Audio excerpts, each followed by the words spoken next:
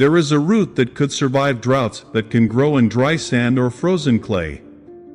A plant that laughs at frost, needs no fertilizer, and still produces more calories per acre than potatoes. And yet we don't see it on our plates, we don't see it in our stores, it's been quietly forgotten. This is the sunchoke, also known as the Jerusalem artichoke, a name that's wrong twice. It's not from Jerusalem, and it's not an artichoke. It's actually a sunflower with a secret beneath the soil, a crisp, nutty tuber packed with protein and inulin, a prebiotic that can help your gut thrive. Native Americans cultivated it for thousands of years. It helped early settlers survive their first winters, and then, it vanished from fields, replaced by crops that demanded more water, more fertilizer, and more control. But now, as the planet warms and soil grows tired, the sunchoke is returning, a reminder that the solutions we need might already be growing wild beneath our feet. If this opens something for you, subscribe and hit the bell. Every like and share helps revive the plants they want you to forget. The next discovery comes soon. Long before European settlers crossed the Atlantic, a remarkable plant thrived across the plains of North America. It grew wild, tall, and golden, a sunflower relative hiding a secret beneath the soil. Native peoples of the Great Plains and the Mississippi Valley knew its power. They cultivated it beside corn and beans, the three sisters of survival. They roasted its roots over open fires, they stored them in cool pits through the long winters, and every spring, the plant returned, no seeds, no fertilizer, no irrigation. It simply came back season after season. For them, it was more than food, it was security. When corn failed and game grew scarce, the sunchoke did not. Its knobby roots held calories, minerals, and sweetness, a living insurance policy against hunger. When French explorers arrived in the early 1600s, they described a sunflower whose roots are good to eat. They carried it across the ocean, and soon it was growing in gardens from Paris to London. Chefs called it the white truffle of the poor. It was sweet, nutty, and unlike anything Europe had tasted, but popularity can be strange. By the late 1600s, the sunchoke's name was tangled with confusion. Jerusalem artichoke. They called it neither from Jerusalem nor an artichoke. The name stuck, but the respect faded. As Europe industrialized, the humble root was left behind. It became food for animals, or for people who had nothing else, and over time, it disappeared from fields, markets, and memory. But the sunchoke never truly went away. It still grows wild, laughing at frost, surviving drought, thriving in poor soil where other crops surrender. And now, as we face a changing climate, scientists and farmers are looking back at it again, a forgotten crop that might just feed the future.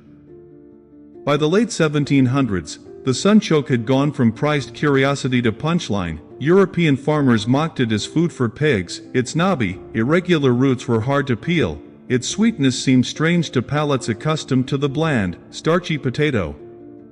And as the Andean potato spread across Europe and the Americas, the sunchoke was quietly pushed aside, forgotten by the very people who once celebrated it. Industrial agriculture had its own rules. Crops were meant to be uniform straight rows, predictable yields, easy to harvest, easy to store, easy to sell. The sunchoke did not fit. It was too independent, it grew too easily, it thrived without chemical fertilizers, and worst of all, it was perennial.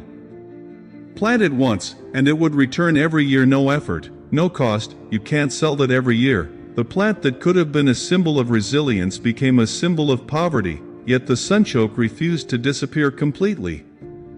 Hidden in old fields and wild edges of forests, it survived, a plant that laughed at frost and mocked drought. A root that stored calories, inulin, and minerals where nothing else would grow. It kept itself alive while empires, crops, and markets changed around it. It wasn't just food, it was history, survival, and knowledge wrapped in a knobby tuber. It carried the memory of indigenous peoples who cultivated it for thousands of years. The taste of winter survived, and the wisdom that the earth can provide abundance if we remember what to plant. Today, scientists are rediscovering it. Farmers are testing it again, not as a relic, but as a solution. In a world facing climate change, soil degradation, and unpredictable harvests, the sunchoke is no longer a joke, it is a lesson. A plant that can grow where others fail, a perennial that sustains itself and could sustain us. It is a reminder that sometimes, the most powerful solutions are the ones we already have buried, overlooked, waiting to be remembered. In the 20th century, something unexpected happened.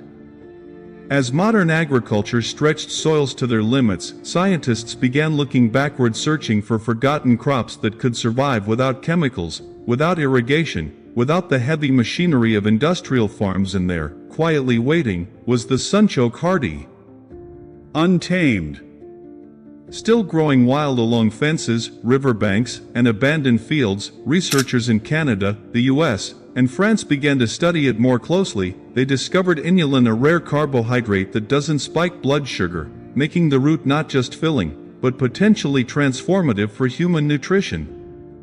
They found that the plant could produce more biomass than almost any other temperate crop, and could thrive in soils that would starve corn, wheat, or potatoes.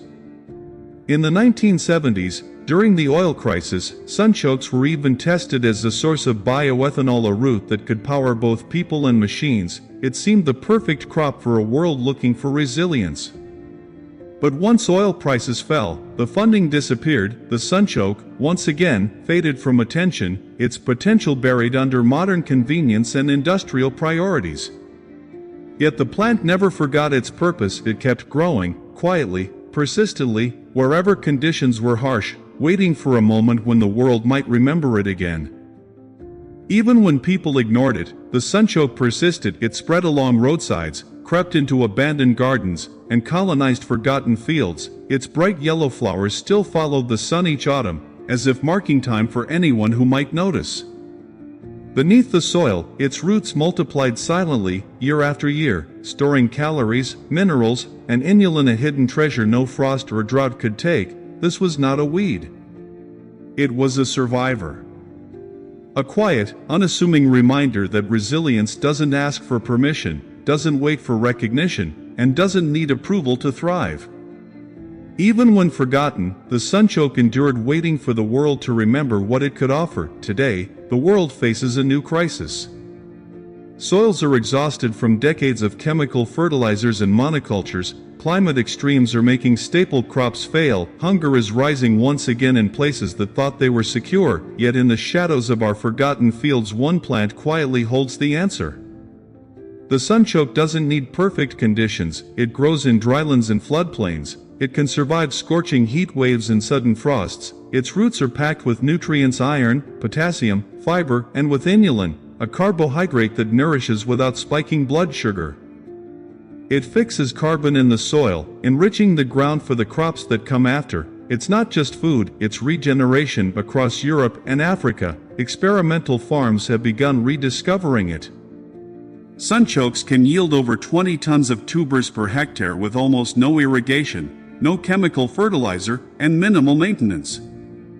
Farmers can intercrop them with grains, use them as living fences, or harvest the stalks for animal feed. Their bright yellow flowers attract and nourish bees, turning a single plant into a small ecosystem, and beneath it all, the roots quietly feed people year after year. This is not a crop that asks for much, it gives again and again. A perennial promise in a world that often prizes short-term gain. Imagine a field of sunchokes, golden flowers swaying in the wind, roots multiplying beneath the soil, a living reminder that abundance doesn't always come from control. It comes from resilience, from working with nature, instead of against it. The sunchoke is a plant that survived centuries of neglect, a witness to forgotten knowledge, a gift that could help humanity adapt to a warming, hungry world.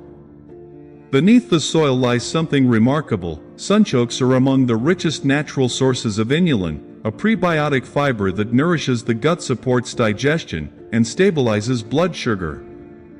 For diabetics, it offers an alternative to starch-heavy staples.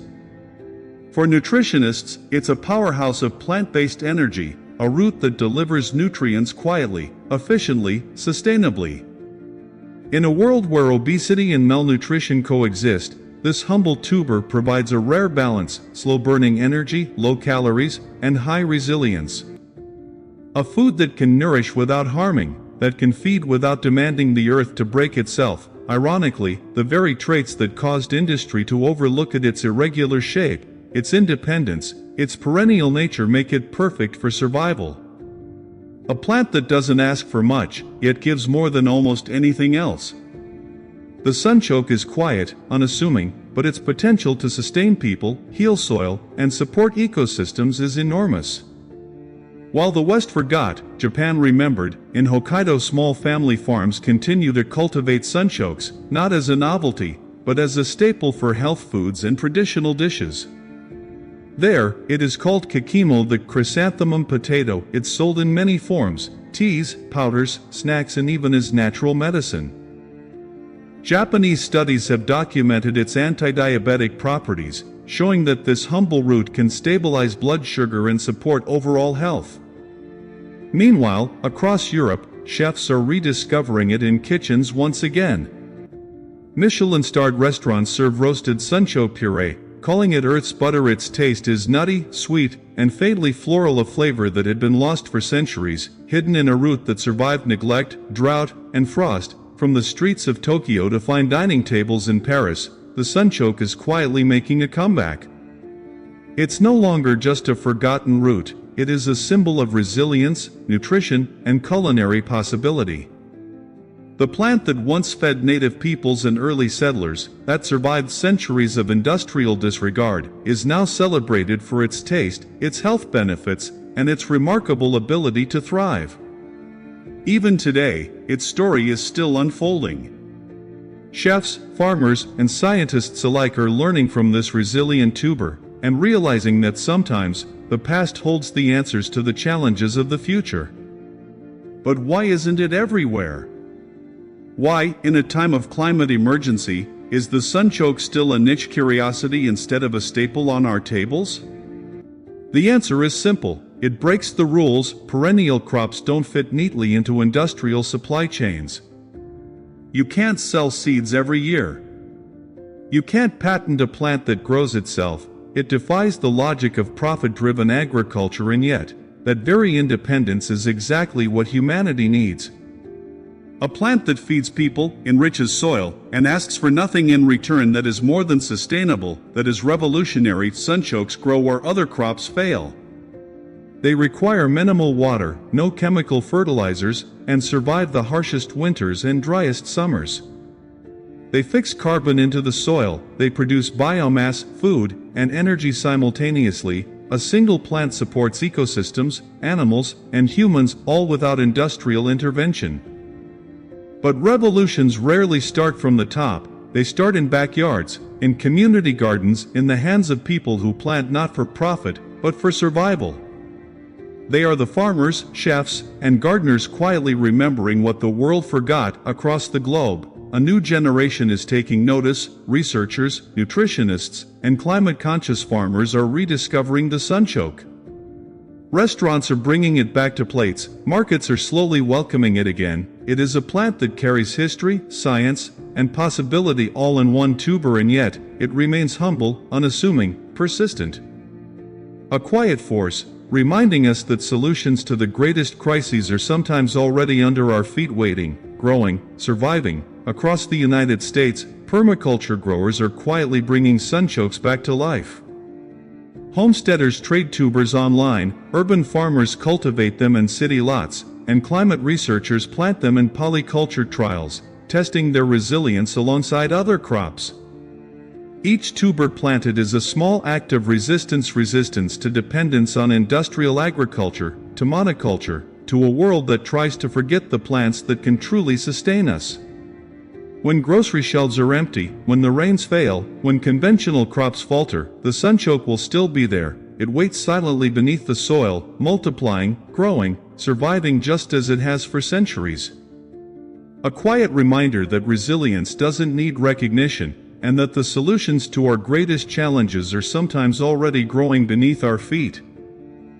We are surrounded by solutions disguised as weeds, plants that have been sustaining ecosystems long before we learned to count calories, long before industrial agriculture dictated what we should eat.